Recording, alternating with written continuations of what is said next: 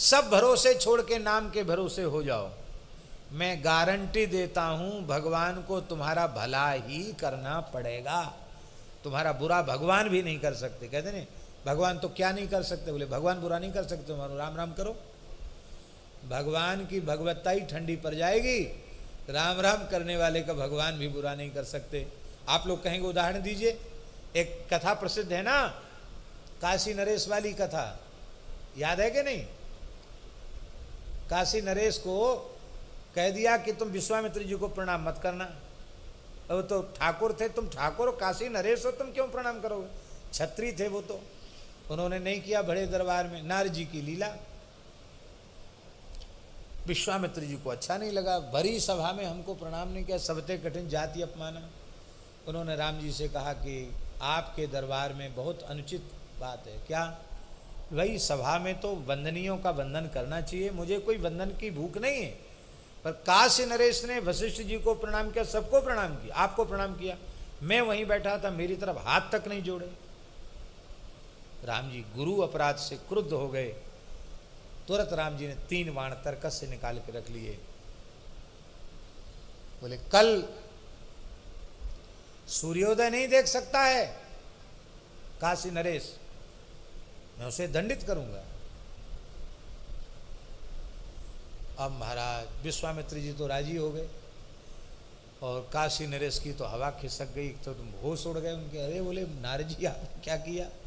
बोले अब तो जो होना था सो हो गया, तुम चिंता मत करो, तुम्हारा कुछ बिगड़ेगा नहीं।